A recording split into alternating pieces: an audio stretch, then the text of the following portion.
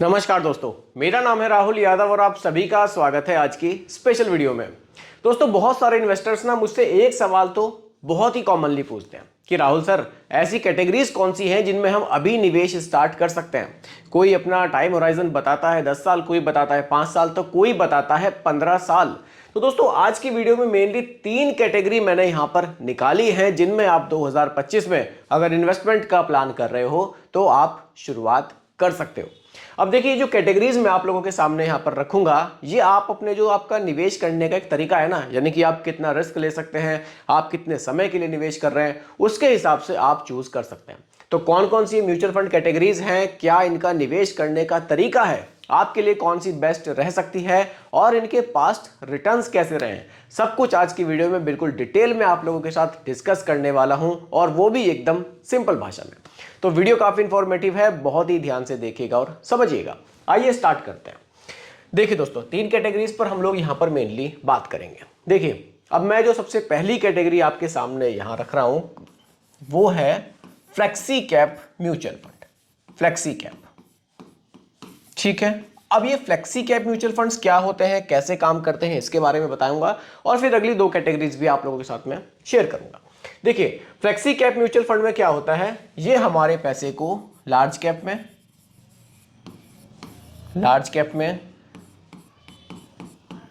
Mid cap में और small cap में, तीनों जगह निवेश करते हैं, ठीक है। स्मॉल कैप में इसका बेनिफिट क्या है निवेश करने का, उसको समझना जरूरी है। अब मान लीजिए आपने 1000 रुपए किसी फ्लेक्सी कैप म्यूचुअल फंड में निवेश कर दिए, तो फंड मैनेजर क्या करेंगे, फ्लेक्सी कैप कैटेगरी है, उनको फ्लेक्सिबिलिटी दी गई है कि आप जितना मर्जी लार्ज कैप में डाल दीजिए, जितना मर्जी मिड कैप में और जितना मर्जी स्मॉल कैप में आप निवेश कर सकते हैं। जिनको नहीं पता उनको बता देता हूं कि लार्ज कैप में 100 जो है हमारी टॉप की वो स्टॉक्स आते हैं, मिड कैप में 101 से लेकर 250 तक आते हैं, और स्मॉल कैप में 251 से लेकर फिर आगे तक के छोटे छोटे स्टॉक्स आते हैं, ठीक है। थोड़ा बेसिक क्लियर हो जाएगा, जो लोग नए हैं वो इसको समझ सकते हैं। तो यहाँ फ्लेक्सी कैप में मान लीजिए हमने यहाँ पर 1000 रुपए निवेश किए, ठीक है। अब फंड मैनेजर के पास 1000 रुपए चले गए। फंड मैनेजर ने देखा कि यार अभी ना मुझे लार्ज कैप स्टॉक्स में निवेश ज्यादा करना चाहिए। उन्होंने क्या किया, 600 रुपए हमारे 60% कह लीजिए हमारे लार्ज कैप में डाल दिए, और 20% हमारे मिड कैप में डाल दीजिए, और 20% हमारे स्मॉल कैप में डाल दिए, ठीक है। इस तरह से उन्होंने निवेश किया। उनको लग रहा है कि नहीं, अभी थोड़ा सा यहाँ पर सिनेरियो चेंज हो रहा है, तो स्मॉल कैप में निवेश बढ़ाना चाहिए। तो वो क्या कर सकते हैं, स्मॉल कैप को 20 से बढ़ाकर 30 कर सकते हैं, चाहे तो उसको 40% भी कर सकते हैं। ये टोटली फंड मैनेजर के डिसीजन पर ही डिपेंड करता है। इसका बेनिफिट हमें क्या होता है उसको समझिए। देखिए, मान लीजिए मार्केट में अभी थोड़ा सा गिरावट का समय चल रहा है। अब देखिए, फंड मैनेजर क्या सोचते हैं कई बार कि गिरावट के समय पर ना थोड़ा सा जो स्टॉक्स हैं उनको खरीद लेना चाहिए, क्योंकि फ्यूचर में ये बढ़ सकते हैं, तो कई बार वो स्मॉल कैप को बढ़ा देते हैं। कई बार फंड मैनेजर सोचते हैं कि नहीं यार, अभी मार्केट थोड़ा सा ओवर वैल्यूड है, तो मैं थोड़ा सा बड़े स्टॉक्स में निवेश करूं तो मेरे लिए ज्यादा ठीक रहेगा, तो वो लार्ज कैप में होल्डिंग्स को अपनी बढ़ा सकते हैं। यानी कि यहाँ जो टोटली डिसीजन है ना, वो फंड मैनेजर के हाथ में ही है। और इसका बेनिफिट हमें यह मिलता है कि मार्केट में उतार चढ़ाव के दौरान भी हमारे जो होल्डिंग्स हैं उनको फंड मैनेजर चेंज करते हैं, और हमें एक एवरेज रिटर्न्स यहां पर मिल जाते हैं। अब ये कैटेगरी किसके लिए ठीक है, ये कैटेगरी उनके लिए ठीक है जो 7 से लेकर 10 साल तक का प्लान कर रहे हैं, और एक ऐसा म्यूचुअल फंड तलाश कर रहे हैं जिसमें एक ही फंड में निवेश करूं और वो अपने आप में एक वेल डाइवर्सिफाइड हो, ठीक है। अगर मैं इस फंड के रिटर्न्स पर बात करूं, देखिए यहां पर मैंने एक वेबसाइट ओपन की है, आप यहां चेक कर सकते हैं। 1 ईयर है, हम थोड़ा सा लंबे समय का देखते हैं, पिछले 10 साल का रिकॉर्ड थोड़ा सा यहां पर देख लेते हैं कि पिछले 10 साल में फ्लेक्सी कैप फंड्स के रिटर्न्स कैसे रहे, ठीक है। देखिए, फ्लेक्सी कैप कैटेगरी है, पिछले 10 साल में अगर आप रिटर्न्स देखेंगे 18%, 17%, 16%, 14% लगभग ऐसे रिटर्न्स हमें देखने को मिले हैं। यानी कि आप कह सकते हैं कि इस कैटेगरी ने पिछले 10 साल में 14 से लेकर 16% तक के रिटर्न्स डिलीवर किए हैं, ठीक है। अगली कैटेगरी पर चलते हैं दोस्तों। अगली जो कैटेगरी है वो है हमारी एक बैलेंस्ड एडवांटेज फंड, ठीक है। Balanced advantage fund. अब देखिए, ये कैटेगरी किन लोगों के लिए ठीक है उस पर समझिए, और ये काम कैसे करती है इसको समझिए। बैलेंस्ड एडवांटेज फंड, देखिए इसका एडवांटेज क्या है इसके, ये आपके पैसे को डेट में भी निवेश करती है और ये कैटेगरी, और साथ ही साथ इक्विटी में भी पैसा यहां निवेश किया जाता है। ठीक है, इक्विटी का मतलब स्टॉक मार्केट, डेट का मतलब गवर्नमेंट सिक्योरिटीज। ठीक है, तो आपका जो पैसा है ना वो पूरा का पूरा शेयर मार्केट में नहीं जाता है। जैसे कि फ्लेक्सी कैप में क्या है कि आपने जो पैसा निवेश किया है वो पूरा का पूरा शेयर मार्केट में ही निवेश है, डाइवर्सिफाइड है अपने आप में, लेकिन निवेश शेयर मार्केट में। इस कैटेगरी का ये बेनिफिट है कि यहां कुछ हिस्सा आपका डेट इंस्ट्रूमेंट्स में भी निवेश किया जाता है, यानी कि इस पैसे पर शेयर मार्केट के मुकाबले रिस्क बहुत ही कम होता है। ठीक है, गवर्नमेंट सिक्योरिटीज, कॉर्पोरेट बॉन्ड्स, इस तरह के इंस्ट्रूमेंट्स में आप समझ रहे होंगे वहां निवेश होता है। ठीक है, अब देखिए यहां क्या है, फंड मैनेजर को यहां पर भी एक फ्लेक्सिबिलिटी दी गई है कि भैया आपके पास जो पैसा है, मान लीजिए वही 1000 रुपीज का एग्जांपल ले लेते हैं, मान लीजिए 1000 रुपए हैं फंड मैनेजर के पास जो हमने निवेश किए हैं, तो वो कितना परसेंट हिस्सा डेट में रखेंगे, डेट में, और कितना परसेंट हिस्सा वो इक्विटी में रखना चाहेंगे। देखिए यहां क्या होता है, डेट में पैसा इसलिए बढ़ाया जाता है, कई बार मार्केट बहुत महंगी हो जाती है, तो फंड मैनेजर के पास एक ऑप्शन है कि भैया मैं थोड़ा सा डेट में निवेश बढ़ा देता हूं ताकि मेरे एवरेज रिटर्न्स मुझे मिल सके।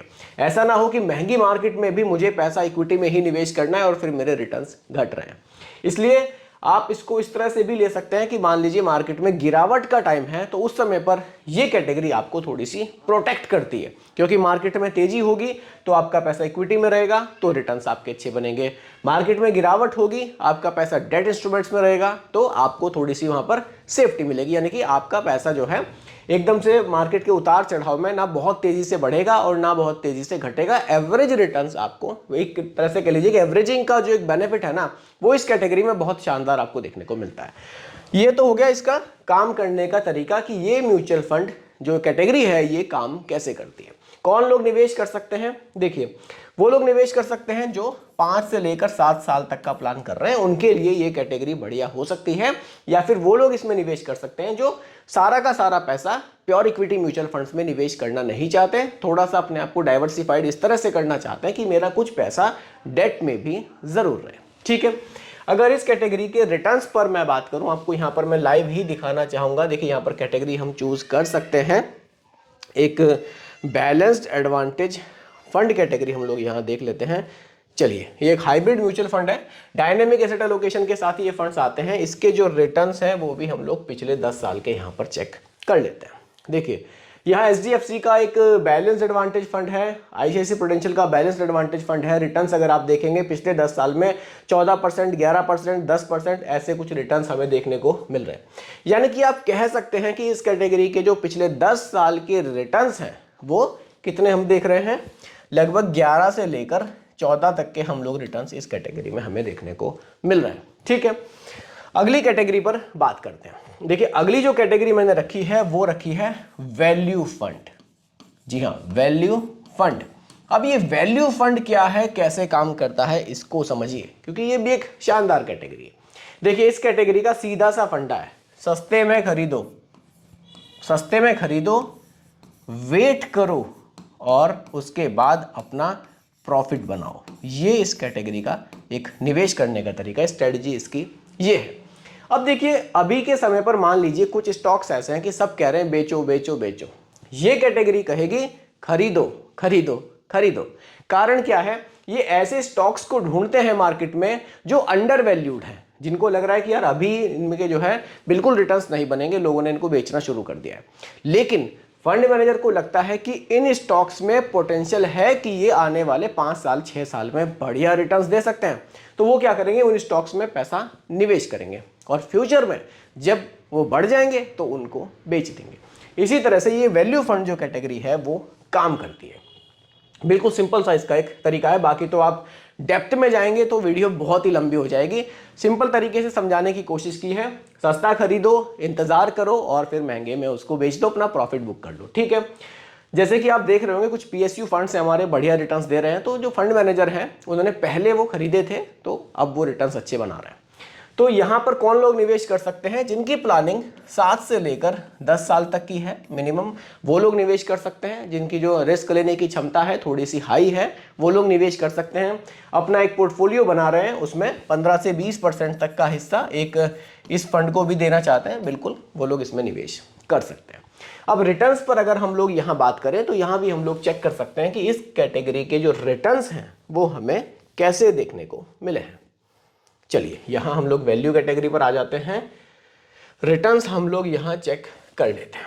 चलिए देखिए, सबसे पहले का जीएम वैल्यू फंड है, एचएसबीसी है, निपॉन है, ये कुछ फंड्स हैं। पिछले 10 साल के जो रिटर्न्स हैं 16, 15, 15, 15, 14, यानी कि आप नॉर्मली देखेंगे तो 15 से लेकर 16% तक के रिटर्न्स हमें वैल्यू कैटेगरी से भी देखने को मिल रहे हैं।